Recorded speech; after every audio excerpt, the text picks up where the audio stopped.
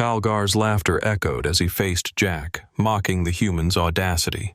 But Jack's words cut through the tension. "You underestimated me." The clash that followed shook the palace to its core. With one final strike, Calgar, the invincible emperor, crumbled to the floor. What happened next will shock even those who thought they'd seen everything. But first, let's go back to the beginning. Calgar's reign on Vargos was an unbroken string of victories, each more brutal and final than the last. For centuries, his empire had sprawled across the galaxy, crushing civilizations, eradicating any who stood in his way. There was no force in the known universe that could stand against him. To the Zeltrians, his rule was as immutable as the stars themselves, unquestioned, feared, and absolute. Calgar was more than a ruler. He was a god, a deity cloaked in flesh, his will as unstoppable as gravity itself. His people, a race of technologically advanced warriors, lived and died by his decrees. To defy Calgar was to defy the very order of the universe. Theirs was a society built on the principle of subjugation, and no Zeltrian dared to challenge their emperor. His cruelty was not just a feature of his rule, it was its foundation, and it was through fear that he had built his empire. But even gods have their blind spots. In the dark alleys of the Zeltrian capital, amidst the gleaming towers that cast shadows over the lives of the oppressed, a whisper of defiance began to spread. A rebellion, its roots hidden deep beneath the surface, had started to grow. There were those who, despite the constant surveillance, the brutal punishments, still remembered what freedom felt like. But fear kept their voices silent. The cost of speaking out was too great. The fires of Calgar's wrath could not be extinguished by any means other than blood. Torture, exile, or worse, death, awaited those who dared to defy him. It wasn't a risk anyone was willing to take, not when the price was so high. Yet in this silence, there was one whose spirit refused to be extinguished. Jack Riley. A former Earth soldier, Jack had been captured during a failed skirmish between the Zeltrians and a small resistance group from Earth. His comrades had fallen, but Jack had been taken prisoner, dragged to Vargos like an animal in chains. For years he had been a mere shadow of the man he once was, tortured, beaten, and left to rot in the cells of Calgar's fortress. And yet, through it all, a flicker of defiance remained. Jack's motivation wasn't born from vengeance alone. No, his thirst for retribution was tempered by something deeper, something more primal. He had witnessed the pain and suffering of the Zeltrian people under Calgar's rule. Their suffering mirrored the suffering of his own people, and he couldn't stand by and watch any longer.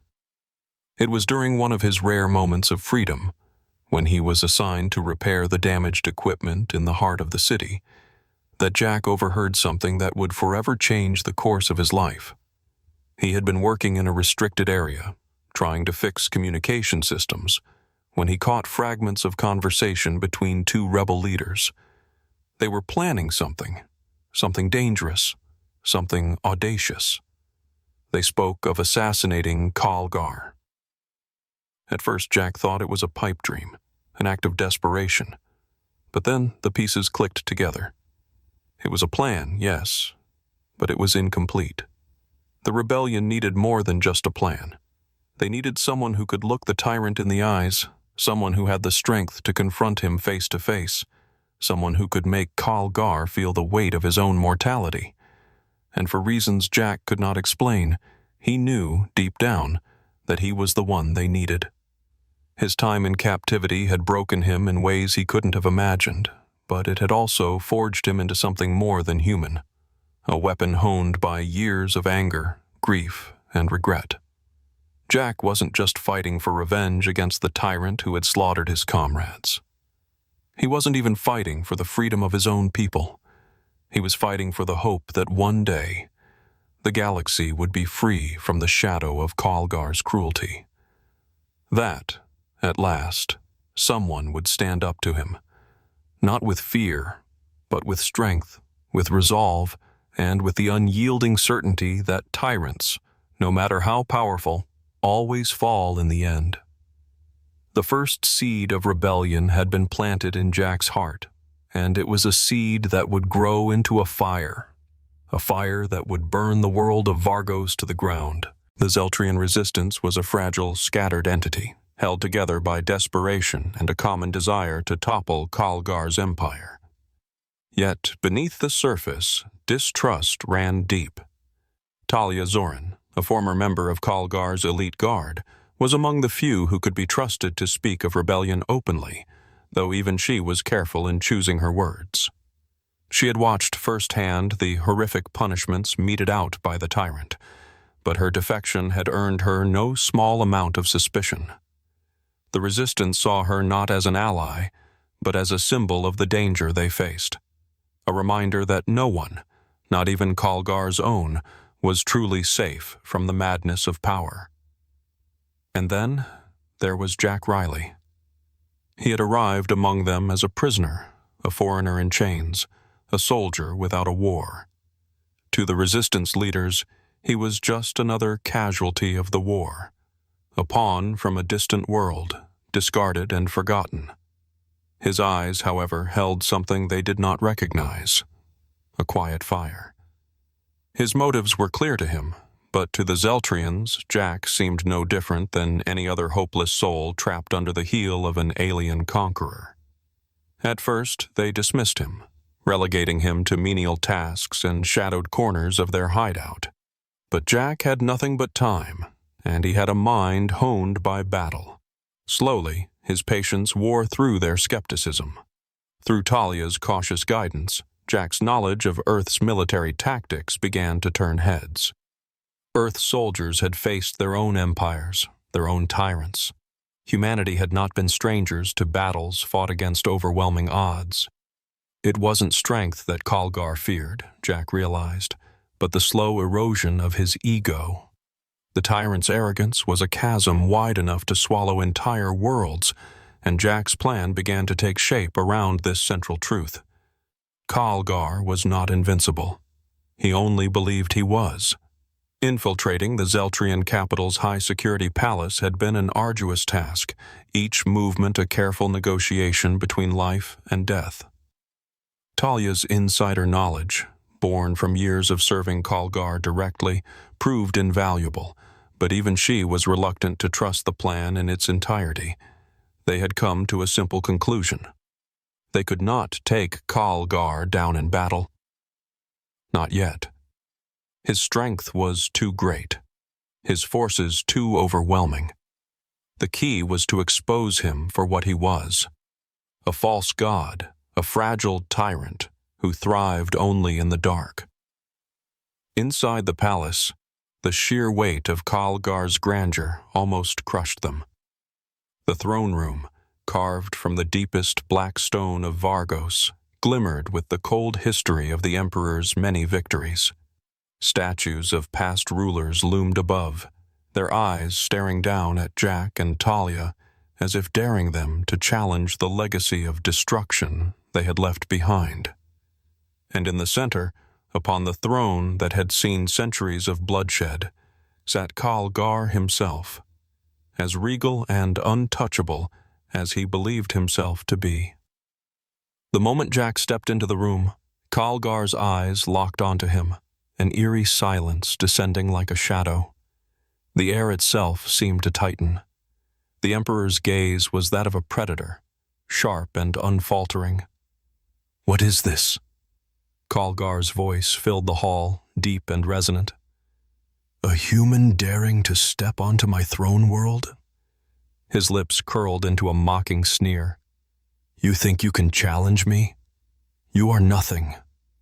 The words reverberated in Jack's chest, a cold, venomous wave of disdain washing over him. His hands clenched at his sides, but he did not flinch. Khalgar's words were calculated, meant to degrade, to show him his place. Yet something inside Jack hardened in response. Nothing. That was the insult he had expected. the same insult all tyrants gave before they fell. Jack stood tall, his voice low but firm. "I may be nothing in your eyes," he said, the calmness of his words a direct contradiction to the fury that surged in him. "But I've seen tyrants fall before." His gaze locked with Kalgar's, and for a brief moment the Emperor faltered, just slightly. "And you will be no different." The laughter that escaped Kalgar's throat was cold and rich with disbelief, but Jack saw something behind those eyes. A flicker, a shift, a tiny crack in the armor. The Emperor had not expected a human, a prisoner, a nothing, to speak with such audacity. That seed of doubt was planted in his mind. Jack had known it would not happen immediately, that Kalgar would not fall in that moment. But that doubt, the smallest of cracks in his fortress of arrogance, was all that Jack needed. And so, the game began. The quiet rebellion within Kalgar's mind had begun to stir, and Jack's words, like a slow poison, would eventually find their mark. The room was thick with the smell of dust and fear, the weight of silence pressing down on Jack and Talia like a suffocating blanket. The safe house, once a symbol of hope, now felt more like a trap. News of Kalgar's retaliation had spread through the resistance like wildfire, and the rebellion, which had once been brimming with daring ambition, was now a shadow of itself. The tyrant's fury had been unleashed upon the Zeltrians, who had dared to aid the human and his allies. Homes were ransacked, families torn apart, and any trace of rebellion wiped from the streets. It was the same brutal tactic Kalgar had used for centuries: intimidation through violence. It was an effective tool, and for a moment it seemed like the Emperor might succeed in quashing this spark of defiance. But Jack, despite the growing sense of desperation around him, refused to yield. Every day, the walls seemed to close in tighter, the eyes of Kalgar's spies watching their every move. Even the smallest misstep could lead to disaster. Detection meant death, or worse. Yet, Jack's resolve remained unshaken. He had seen the depths to which tyrants would sink, had felt the oppressive weight of their cruelty, but he had also seen them fall.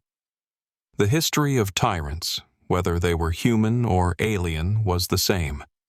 They always believed they were untouchable, that no force could ever oppose them. But that belief, one that Kalgar held firmly in his chest like a shield, was the very thing that would lead to his undoing. With each passing day, as Kalgar's reign grew more violent, more destructive, something shifted in the people of Vargos. Fear began to erode, replaced by the slow, quiet realization that their ruler, for all his power, was not indestructible. The illusion that had kept them in line for so long was cracking, and in those cracks, Jack saw the glimmer of possibility. The people were starting to see Kalgar for what he truly was, not a god, not an untouchable ruler, but a man like any other. And it was this human weakness, this arrogance and pride, that Jack would exploit. But not everyone shared his unshakable confidence. Talia's voice cut through the quiet of their hideout one evening, her words heavy with doubt. "What if we're wrong? What if Kalgar is untouchable?" Her face was pale, her eyes reflecting the weight of the growing uncertainty that gnawed at her. Talia had been with the rebellion since its inception, had seen the horrors Kalgar wrought with every passing year. But even she had begun to falter under the pressure. The brutal crackdown had taken its toll on everyone, and her fear was palpable. Jack's face hardened in response, the lines of his jaw tight as he met her gaze. His voice was steady, but beneath it simmered the fire of someone who had seen too many injustices, too many tyrants who believed themselves invincible. "I've seen this before. Tyrants always think they're untouchable, until they're not." His words were resolute, and there was no doubt in his mind. Kalgar was not untouchable, not when the very people he oppressed had begun to realize their own power. The resistance, fragile as it was, had ignited something deep within the heart of Vargos, a spark of defiance that would not be easily extinguished. The fight for freedom, Jack understood, was never just about one man's downfall. It wasn't merely a battle against Kalgar, but against the entire system of oppression he had built. And the true victory lay not in Kalgar's death, but in the moment the people of Vargos would stand and say, "Enough." The human spirit, its ability to fight back, to resist in the face of overwhelming odds, was a force Kalgar had never understood. Jack had been captured, tortured, broken in every way a person could be. Yet still, he stood. It was not because he was stronger than Kalgar. It was because he had seen the tyrant's weakness, and he had learned that the greatest weapon against such cruelty was the unyielding will to never stop fighting. And in that moment, Jack knew the truth. The more Kalgar hunted them, the more he solidified his own downfall. Every act of terror, every life destroyed, only served to fuel the rebellion, to show the people of Vargos what Kalgar truly was, and that, more than any sword or strategy, was the key to toppling his empire. The air was thick with tension as the palace of Kalgar, once a symbol of invincibility, now felt like a labyrinth of nightmares. Jack had waited for this moment for what felt like an eternity. Every heartbeat that echoed in the silence of the halls, every inch he crept closer to the heart of the empire, was a testament to the gravity of his purpose. Talia's capture had been the catalyst, the thing that snapped the last thread of Jack's patience. He knew Kalgar's calculation, that by taking her the rebellion would crumble, the resistance would scatter, and the people of Vargos would lose their spark. But Jack was different. He had fought against tyrants before, and he knew that their strength lay not in their power, but in the fear they instilled in others. As Jack pressed on through the palace, the echoes of combat filled his ears. The halls, once adorned with opulent tapestries and statues of Kalgar's victories, were now marred by the chaotic symphony of battle. Each room he passed became a gauntlet. The Zeltrians, fierce warriors under the Emperor's command, met him with the kind of relentless aggression that had been trained into their bones. Jack, however, fought with the weight of 1,000 souls on his shoulders, every strike, every block, every movement laced with the desperation to end the suffering that had gripped this world for so long. His muscles ached, his breath came in ragged bursts, but he knew this was the moment that would define everything. He could not fail. Talia's life depended on it. The rebellion's future depended on it. The people of Vargos depended on it. When Jack finally reached the inner sanctum, the grand throne room, he found Kalgar waiting, sitting upon his obsidian throne like a king on the verge of ruin. The once mighty emperor, who had crushed entire civilizations beneath his boot, now looked small, diminished. His arrogance had crumbled into something fragile, a shell of the tyrant who had once thought himself untouchable. "You think you can beat me, human?" Kalgar's voice was a low, guttural hiss, the words thick with disbelief and venom. Jack's voice was calm, steady, a stark contrast to the chaos that had led him here. "You underestimated us. You underestimated me." The words weren't just a challenge. They were a declaration. The truth of it rang out in the silence between them, each syllable cutting through the years of fear that had long held the galaxy captive. The battle that followed was a clash of raw willpower and shattered pride. Kalgar fought with the strength of a god, his movements filled with the arrogance that had sustained his reign. But Jack fought with something far more powerful, He fought with the belief that no tyrant could ever be invincible, that even the mightiest fall when the people rise against them. The fight was brutal, fierce, each strike a declaration that Kalgar's time had come to an end. The Emperor, despite his immense strength, was no match for Jack's relentless determination. With a final, decisive blow, Jack drove his weapon into the tyrant's chest, and for a moment, time seemed to stand still. The room fell into a heavy silence as Kalgar's form slumped, the weight of his cruelty finally lifted from the shoulders of the galaxy. The once unshakable ruler crumbled to the ground like a broken idol, his reign of terror extinguished in an instant. The Zeltrians, who had once bowed before Kalgar in fearful submission, now stood in stunned silence.